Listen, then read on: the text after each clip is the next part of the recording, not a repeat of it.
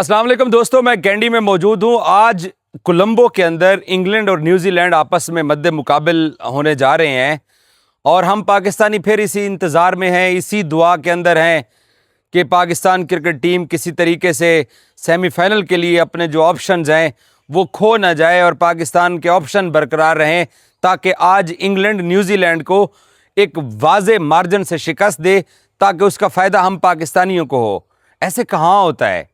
आप इस T20 world cup के अंदर एक मैच, वो भी कल जो आपने खेलना है श्रीलंका के साथ यहाँ कैंडी के अंदर, एक मैच जीत के आप ये सपना देखना चाहते हैं कि इस पूरे टूर्नामेंट के अंदर आप पहले एसोसिएट टीमों से जीते, आप बड़ी टीमों के सामने मैचेस हारे और फिर आप एक श्रीलंका जो कि ऑलरेडी टूर्नामेंट से आउट हो चुका है, जिसका अपना बड़ा बुरा हाल है इस सुपर 8 मरहले के अंदर, दोनों मरतबा वो 100 रन भी उनके लिए बनाना मुश्किल हो गया था।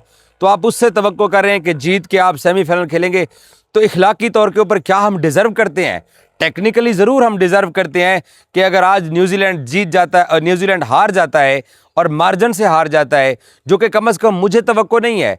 जिस दिन पाकिस्तान यहाँ पाली किले ग्राउंड के अंदर, यहाँ से तकरीबन 2 किलोमीटर दूर ग्राउंड है जहाँ पाकिस्तान मैच हारा था, उसी दिन मैंने वहाँ उस ग्राउंड के बाहर खड़े होकर कहा था कि हमारे लिए वर्ल्ड कप ख़त्म हो चुका है, मेरे लिए अभी भी वर्ल्ड कप ख़त्म हो चुका है। हमने पाकिस्तान वापस जाने के लिए कल का मैच कवर करने के बाद यहाँ कैंडी से कोलंबो ट्रैवल करना और कोलंबो से आगे पाकिस्तान ट्रैवल करने का हम लोगों ने तो प्लान भी सारा कर लिया है। किसी भी पाकिस्तानी जो जर्नलिस्ट यहाँ हमारे साथ ट्रैवल कर रहे हैं, किसी के दिमाग में या किसी के वहमो गुमान में ये कोई खुशफहमी नहीं है कि हम 4 तारीख को जहाँ प्रेमदासा के अंदर सेमीफाइनल खेल रहे हैं। लक आपकी काम कर सकती है। अब तक आपने 2 ऐसे वर्ल्ड कप फाइनल खेले हैं। 1992 का फाइनल भी वो बारिश के बायस फिलां को हराए, फिलां को हराए, फिलां में ये रन रेट मिल जाए तो आप फाइनल खेलो, और आप फाइनल खेले और जीत भी गए। और फिर हमने 2022 के T20 वर्ल्ड कप में भी देखा कि कुदरत का निज़ाम चल पड़ा, नीदरलैंड ने साउथ अफ्रीका को आपसे शिकस्त दी और आप जीत गए। बट इस वर्ल्ड कप के अंदर तो कम से कम मैं भी अनहैप्पी हूँ इस परफॉर्मेंस से। ये जो प्लेयर्स हमारे प्लेयर्स का जो अंदाज़ है, जो एटीट्यूड है, और जो हमारे हेड कोच, मैं तो इस पूरे पाकिस्तान की इस T20 वर्ल्ड कप में जो जर्नी है, या आज हम पाकिस्तानी और न्यूजीलैंड की हार की दुआएं कर रहे हैं और इंग्लैंड के साथ हम मिले हुए हैं कि इंग्लैंड जीत जाए ताकि हमें फ़ायदा हो। मैं तो इस तमाम तर दुआओं का, तमाम तर बद दुआओं का, तमाम तर ये जो गुनाह हैं हमारे या सवाब हैं, जो भी है, मैं तो माइक हैसन को ज़िम्मेदार समझता हूँ। और ये इसी शख्स की ज़िम्मेदारी है, इसी शख्स की ये ज़िद थी कि मैंने बाबर आज़म को हर हाल में प्लेइंग 11 में रखना है, मैंने फ़खर ज़मान को प्लेइंग 11 से दूर रखना है, मैंने नसीम शाह को प्लेइंग 11 से बाहर रखना है। आपने कल इंडिया का मैच देखा जिम्बाब्वे के सामने? उन्होंने क्या किया? उन्होंने संजू सैमसन को टीम के अंदर शामिल जो किया, तो ईशान किशन, जिसने हमारे खिलाफ यहाँ प्रेमदासा के अंदर एक बड़ी इनिंग्स खेली थी, ओपनिंग पोजीशन के ऊपर वो इनिंग्स खेली थी, उन्होंने उसको शफल करके तो रिंकू सिंह की जगह उसको टीम में शामिल किया और उसको ओपनिंग करवा दी, संजू को। और फिर संजू और शर्मा की आपने ओपनिंग देखी है कि वो किस तरीके से सक्सेसफुल रही है। तो हमारे यहाँ क्या है कि मैं कई सालों से, जो लोग आप लोग सुन रहे हो कि मैं कहता रहा हूँ, वो बचपन में हम छोटे होते थे तो लक्की रानी सर्कस के मेला देखने जाया करते थे। तो वो तार के ऊपर ना, वो फनकार जो चलता था ना, तो वो एक ही तार के ऊपर चलता था और वो सारे पिंडाल का ना, वो एक ही तार के ऊपर चलता रहता था, उसी के ऊपर वो रक्स करता रहता था। वो तार कभी उसने ना बदली थी और ना ही वो कभी वो नीचे गिरा था। हमारा भी ना उसी फनकार जैसा, उसी आर्टिस्ट जैसा हमारे टीम मैनेजमेंट का अंदाज़ है कि हम एक ही तार के ऊपर नाचते जाते हैं और फिर पूरा जितनी देर तक मेला रहता है उसी तार के ऊपर नाचते हैं। चाहे हमें नीचे क्लैप हो रही है, इनाम मिल रहे हैं, नहीं मिल रहे हैं, हमने इसको नहीं देखना। 2021 का T20 वर्ल्ड कप हमने दुबई में खेला। पाकिस्तान के जर्नलिस्ट, पाकिस्तान का मीडिया, पाकिस्तान के फैंस चीख कर थक गए कि हसन अली अननेसेसरी आपने टीम के अंदर रखा हुआ है। एंड पे उसने कैच गिराया, वर्ल्ड कप हमारे हाथ से गिरा, तब जाके हमें अकल आई। इसी तरीके से 2024 के T20 वर्ल्ड कप के अंदर उस वक्त की जो टीम मैनेजमेंट थी, उनको ये लगा कि जी मोहम्मद आमिर मसीहा हैं और इमाद वसीम मसीहा हैं, आज़म खान मसीहा हैं, चाचा इफ्तिखार मसीहा हैं। हमने वो 4-5 ऐसी सिलेक्शन कर ली और वो सिलेक्शन पाकिस्तान को महंगी पड़ गई। इस वर्ल्ड कप में भी अब जब फ़खर ज़मान को बेंच पे बिठाया है, साइम नाकाम हो रहा है, उससे स्कोर नहीं हो रहा, आगा नाकाम हो रहा है, उससे स्कोर नहीं हो रहा, बाबर नाकाम हो रहा है, उससे स्कोर नहीं हो रहा। उस्मान खान नाकाम हो रहा है, ना हम नाफे को टीम में डाल रहे हैं, ना हम फखर को टीम में डाल रहे हैं। शाहीन को मार पड़ रही है, ओवर में 3-3 छक्के 2-2 छक्के खा रहा है। अमेरिका से मार पड़ रही है, नीदरलैंड से मार पड़ रही है, बुरा हाल हो गया है। नवाज नहीं चल रहा, कोई भी नहीं चल रहा, नसीम को हमने बेंच पे बिठाया हुआ है। ये वो जिद है पाकिस्तान टीम की मैनेजमेंट की जो पाकिस्तान को इस वर्ल्ड कप में ले डूबी है। और मैं ये तवक्को करूंगा पाकिस्तान क्रिकेट बोर्ड के टॉप जो बड़े हैं उनसे कि न सिर्फ इस कोच से सवाल जवाब किया जाए, बल्कि ये जो हमने सीनियर प्लेयर्स अपने साथ अब अपनी टीम के साथ रखे हुए हैं और मसीहा हमने इनको डिक्लेयर किया हुआ है, ये दरअसल मसीहा नहीं है, ये एक मुसीबत बन चुके हैं पाकिस्तान की टीम के ऊपर। इनको भी इन कल्चर है पाकिस्तान क्रिकेट का।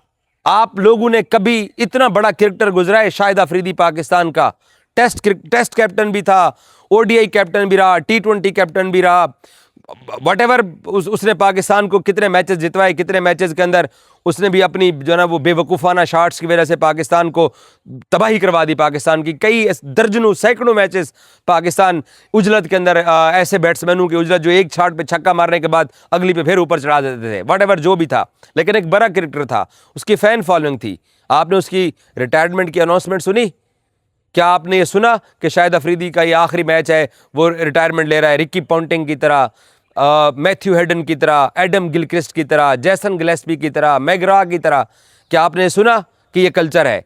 नहीं, हमारे यहाँ ये कल्चर है ही नहीं। ये कल्चर क्योंकि हमारे बड़े क्रिकेटर्स में नहीं था, तो आज वाले क्रिकेटर्स में कहाँ होगा? शोएब मलिक भी कहते हैं कि जी मैंने पार्शली रिटायरमेंट ली हुई है। हफीज़ साहब भी कंफ्यूज रिटायरमेंट अनाउंस करते रहे।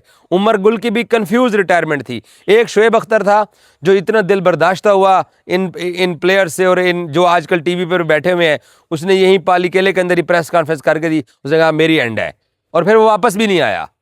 उसको मैं शाबाश देता हूं कि उसने अपनी रिटायरमेंट अनाउंस की है। पर क्या यहाँ पर रज़ाक ने रिटायरमेंट ली? क्या यहाँ अज़हर महमूद ने रिटायरमेंट ली? कितने बड़े क्रिकेटर्स हैं, किसी कोई कल्चर है पाकिस्तान में रिटायरमेंट लेने का?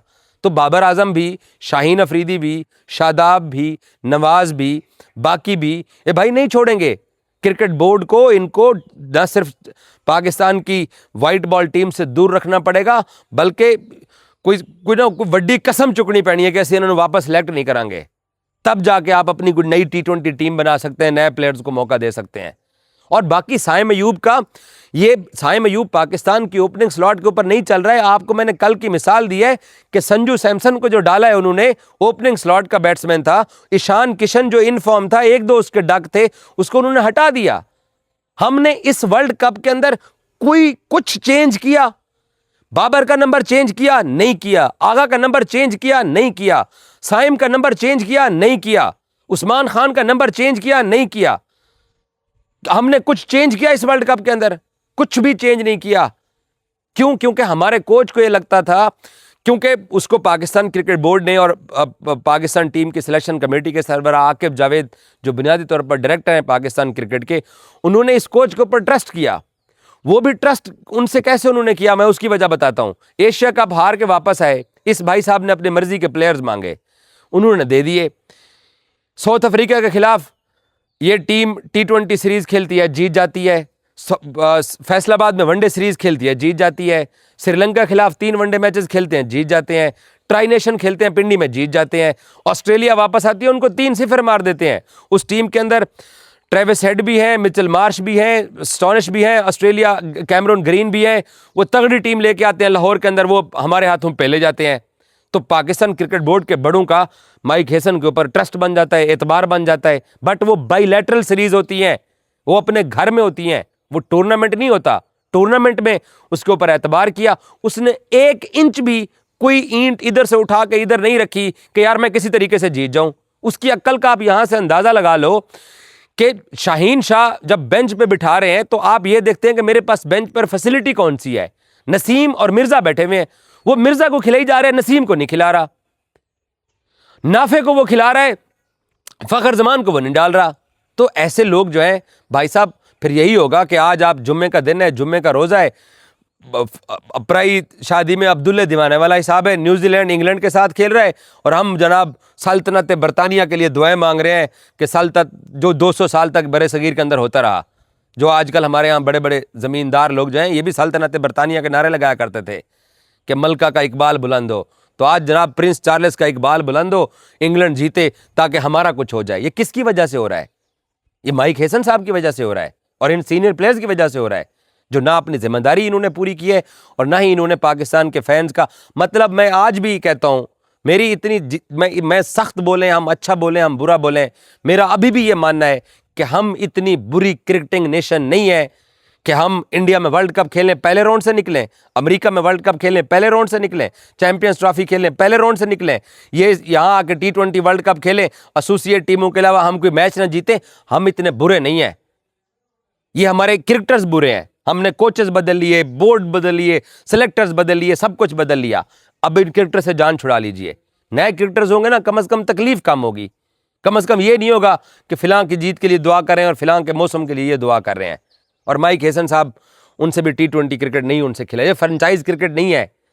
कम से कम बंदे की इतनी जिद नहीं होनी चाहिए। उनकी जिद ने पाकिस्तान का कितना नुकसान किया है मैं बता नहीं सकता हूं कि यहाँ श्रीलंका के अंदर लोग ट्रैवल करके आए ना, कोई श्रीलंका में तो पाकिस्तानी नहीं रहते, ट्रैवल करके आए ना लोग, रोते हुए लोगों की आवाज़ नहीं निकलती थी कि यार ये देखें हम हमें कहाँ तक ले गए।